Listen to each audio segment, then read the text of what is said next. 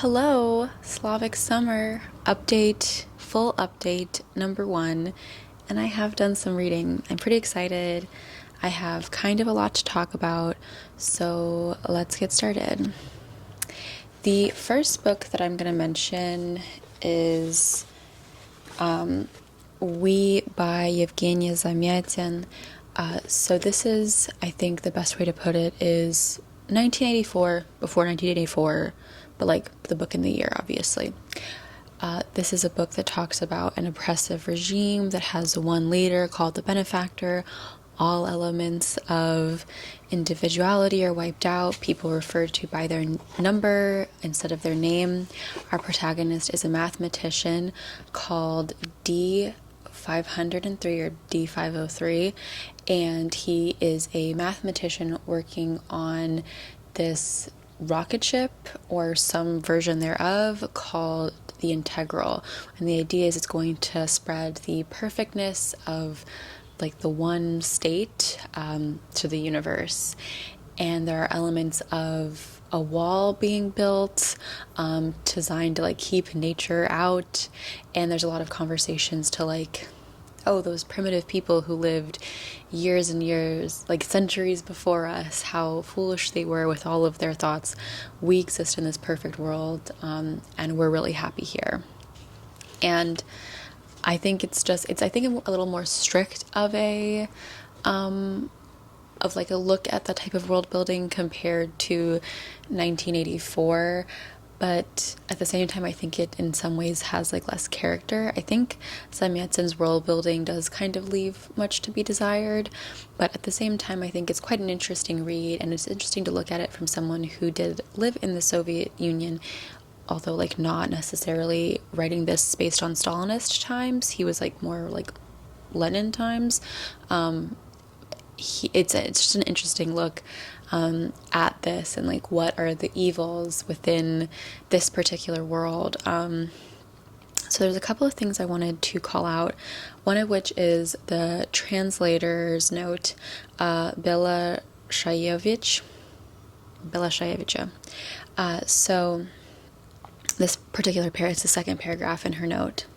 When I was asked to do this translation, I had never read We. Yes, it was because I was prejudiced.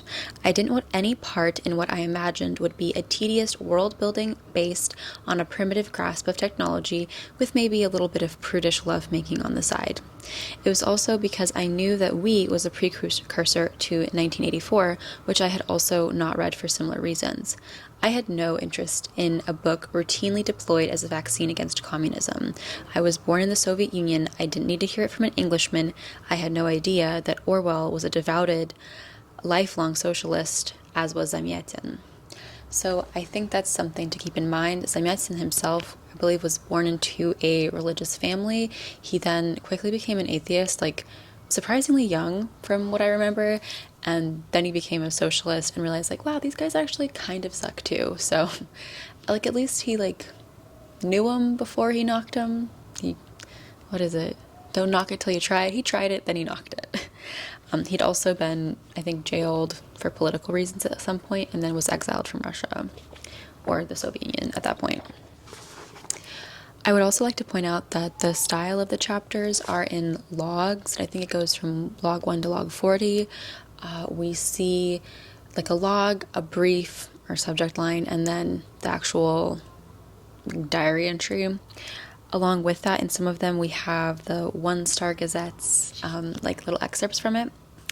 And so from the first one, we get some great lines such as, you will encounter unfamiliar beings on alien planets who may yet live as savage states of freedom, and you will subjugate them to the beneficent yoke of reason. If they don't understand that what we bring them is mathematically infallible happiness, we will be impelled to force them to be happy, but we will try words before resorting to weapons. The other kind of beginning line that I find fascinating is, all those capable of doing so are hereby required to produce treaties, epic poems, manifestos, odes, or any and all other writings celebrating the beauty and magnificence of the one state. These will be the integral's first cargo. All hail the one state, all hail the numbers, all hail the benefactor. I kind of find that so fascinating, and we actually later on meet a poet within Zamyatin's world. Now, this character is black, and there is definitely some racism in how he is portrayed, like period. It was not very comfortable to read, but I think this idea of poetry and the literary word, and I know that like Winston's character in 1984, he's also sort of connected. I mean, he's obviously like editing history, but this idea of communication, information, art, all of that having a powerful effect, I think is unexpected. I think there's this idea, especially in the West, when we think about these communist states. They were never really communist, right? But we always think of them as like harsh, no art, no creation, no creativity. But in fact, they frequently rely on the control of those art forms in order to like spread their propaganda, versus in the West, like our propagandization is coming from, I think, like more like capitalist, more consumerist forces.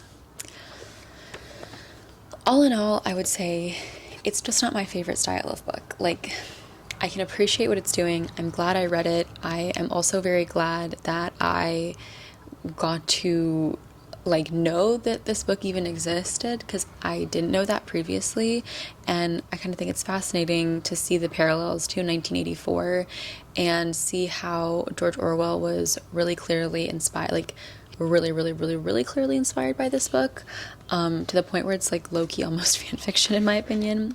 There was actually a review by George Orwell in the back of this, and he pulls out something that I also thought was a really cool part of this book.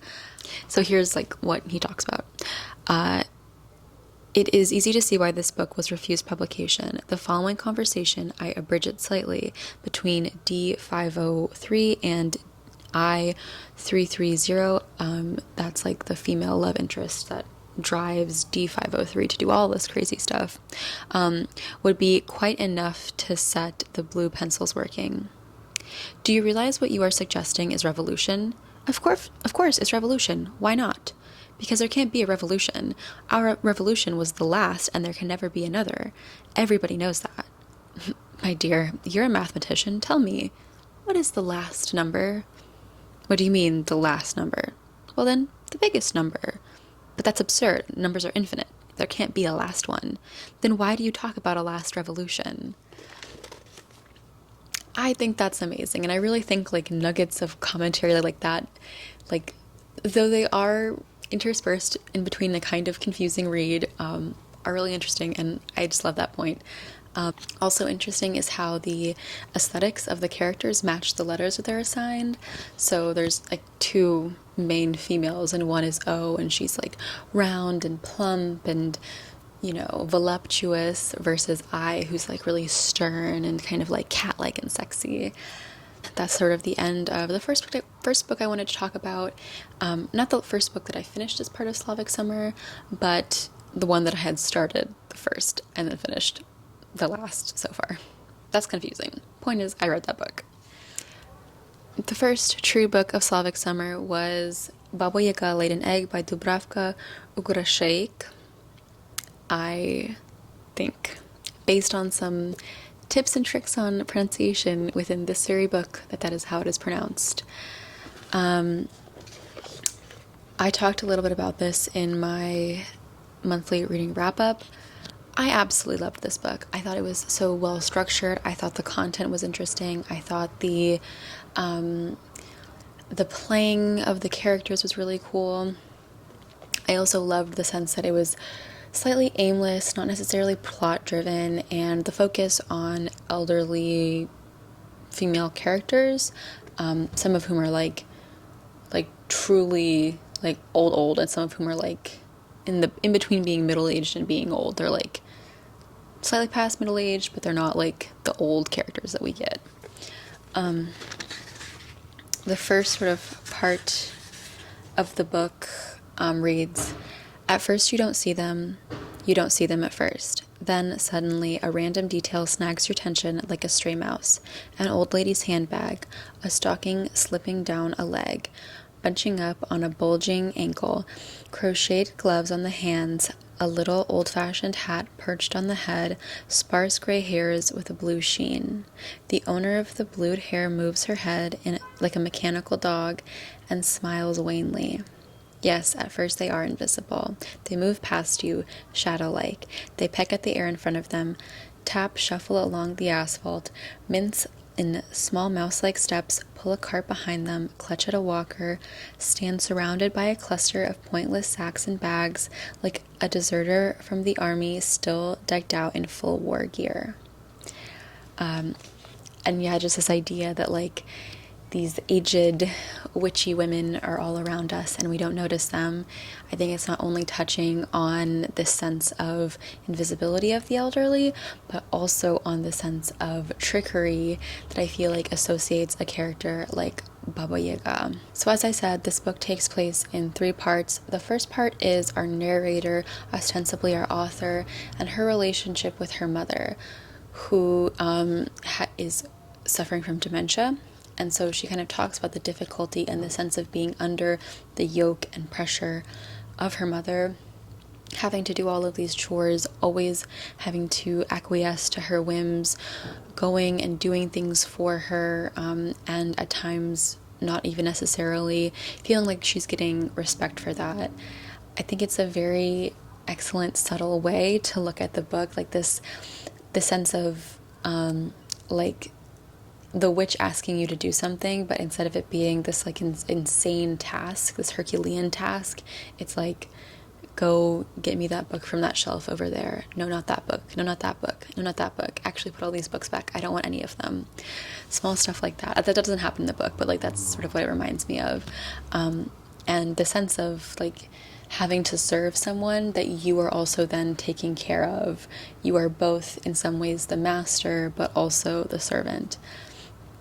I like books like this at this moment in my life are really powerful.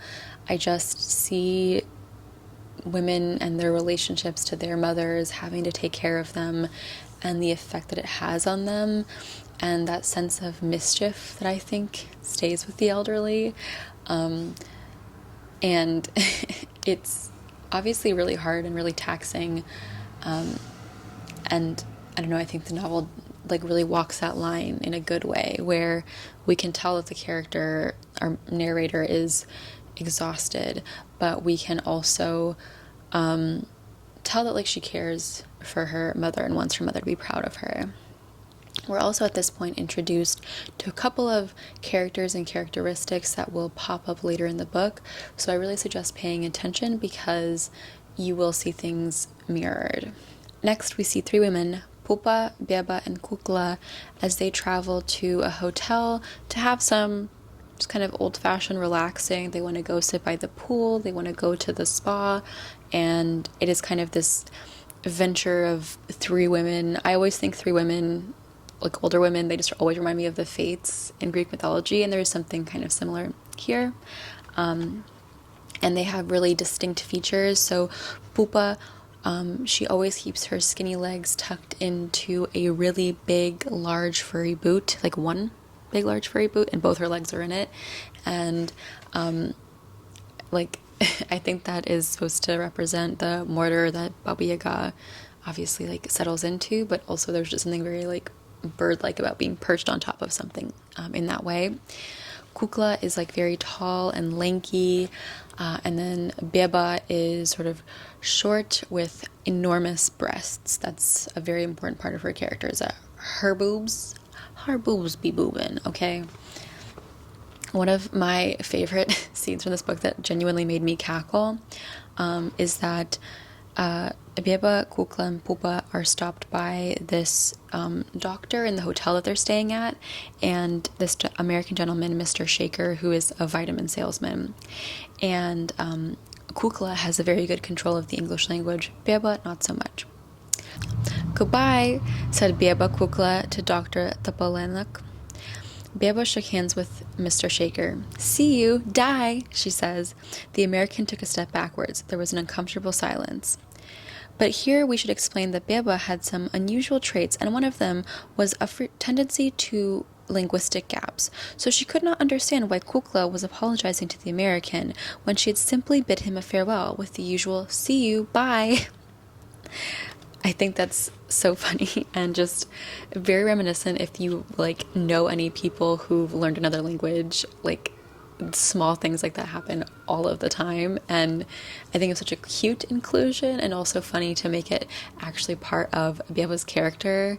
Beba gets a lot of airtime in this section, and I greatly enjoyed her character, her adventures, her misadventures. I wouldn't say this is a happy story, but it's also not sad.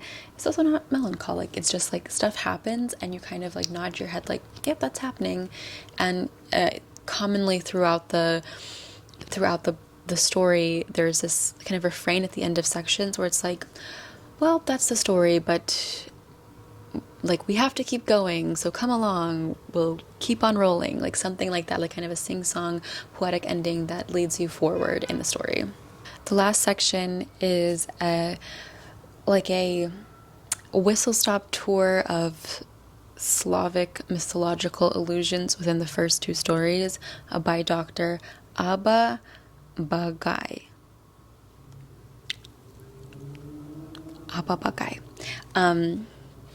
And she basically goes through the different, like it's Baba Yaga for beginners. So you have Baba, you have Baba Yaga, the differences between the two, because like Baba is just a phrase too. And what I love about this is it really is like it doesn't just look at the Russian side, right? Which I feel like most Westerners associate Baba Yaga as being like fervent, not fervently, but like strongly Russian, but there's different versions of her, and she compares and contrasts the different versions. So she has the hen's god, broom and rubbish, comb and towel, guys, like the relationship men have in this, the relationship to the nose, because Baba Yaga is often depicted as having this like really, really long nose that like hits the top of the ceiling in her hut. And her hut famously stands on chicken legs, and you have to ask it to like turn around and face you forward and the back to the forest. And then after, she will tell you a little bit of like the explanation of like, oh, this is the nose, the relationship the nose has to the Baba Yaga myths and folk tales. She'll then explain how it relates directly to the story. Now, the reason for all of this and why I think that's such an interesting way of including all that information about Baba Yaga is because this book was actually commissioned from like different people from around the world as like fairy tale retellings in some way, or like remakes of fairy tales.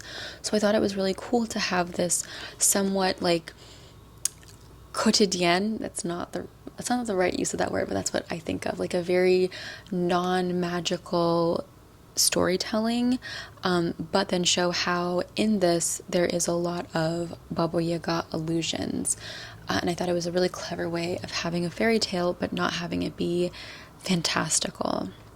One of my favorite parts of this is this kind of call to action towards the end. I am sure that in reading my Baba Yaga for beginners, you did not notice one particular detail. In many tales, Baba Yaga sleeps with a sword beneath her head. We have found all manner of things in your author's fictional diptych, who knows, but not a single mention of a sword.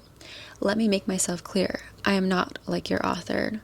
I know about that sword under Baba Yaga's head, and I believe in its deep significance. I am convinced that accounts are kept somewhere, that everything is entered onto the record somewhere. A painfully huge book of complaints exists somewhere, and the bills will have to be paid.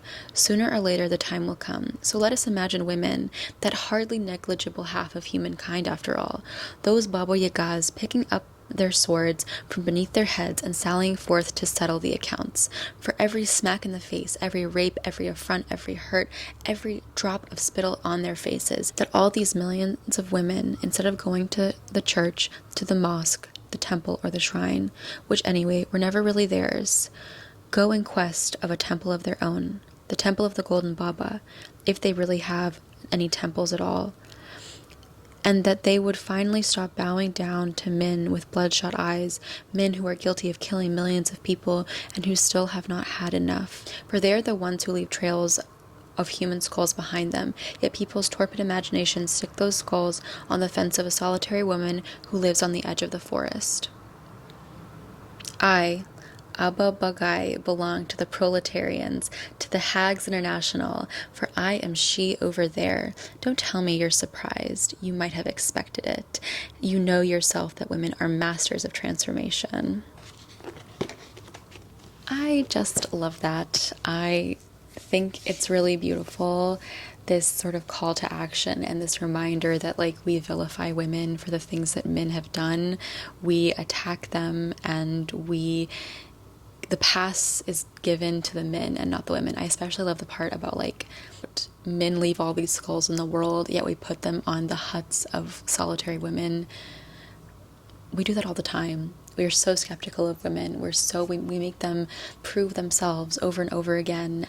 I think it's beautiful. I think it's a beautiful take, a beautiful story. Read all of it. It's so good. I highly recommend this book. Now, after reading that, I picked up my Russian Tales, and yep, it's just a really beautiful fairy tale book. And there's one here about Baba Yaga. And here's the kind of Baba Yaga image. This one includes, like, the trope of Baba Yaga having like the comb and the towel, and those being used to help avoid her chase. Personally, it's not my favorite because it doesn't have the, like, face the woods backwards and me forwards, but it's a cute story. But like I said, there's so many different versions of Baba Yaga across cultures, so it's important to read all of them and all these different stories, and, you know, these archetypal characters, getting to know their lives, the many lives they live across many different stories, is always really cool. I think, to me, what is fascinating in both of these stories, though they are clearly not very connected, they are across different time zones, across different eras, they're trying to tell different stories, but this sense of, like, feminine power and strength, even a conniving old woman in some ways, or the, like, repulsion of the elderly female form is included in We. So I think that in some ways elements of how Zamyatin describes women is critiqued within Baba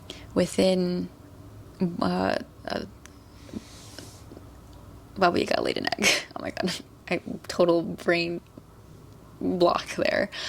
And it's kind of interesting too to see the parallels between certain characters and the female characters within We. Another Slavic summer activity I did was I baked a recipe from Tava. This is Eastern European baking, from the desserts from Romania and beyond. I made these, what are they? They're golden dumplings in ginger sauce. There's a recipe, and they're apparently a kind of Hungarian/German treat, and they were brought to the States, and it's believed that they kind of in the States became monkey bread, if you've ever had that. And they were okay. I did not make them very well. The actual like dough part, the buns, I think it's because I just didn't follow the recipe at all and had no interest in doing that. I have to be honest, I always get weird about that because I'm like, I'm one person making this for me. I can't make all of this. I don't have the ingredients for all of this. I'm not going to waste 3 eggs on a dessert. I need that for protein from my breakfasts. So I need to get better about just actually following a recipe in its entirety before I try screwing it up by myself. I definitely could have used way more butter and actually made the full recipe so it would like fill up my pan. But that being said, that ginger sauce is so good, and I've been like applying it to other things like strawberries and blueberries and stuff.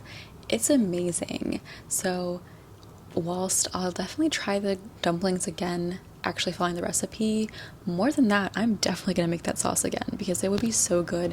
Like, I imagine it like yogurt with your berries, and just a drizzle of that sauce would be so nice.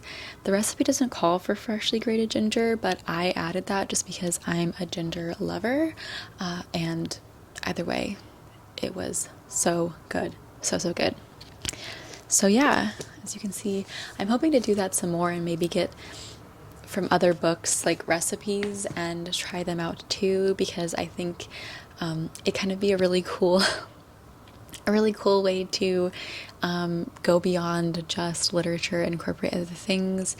I'm gonna visit my parents' house towards the ends of summer, which I think might make it easier because it's very, very challenging to cook in my kitchen because it's like a tiny city apartment kitchen. Next time on Slavic Summer, you can expect, hopefully, to see that I finished A Door Behind a Door by Yelena Moskovich. It's really quite small.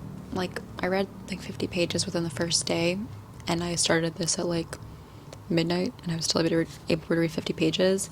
It's sort of in this, you're gonna see Kandinsky there, but it's like in a play-like style, so it's not a full page. It's almost like reading a poetry or a play. Also, I'm going somewhere for 4th of July weekend, and I don't know which book I want to bring along. Part of me wants to keep going with the books of Jacob by Olga Tokarczuk.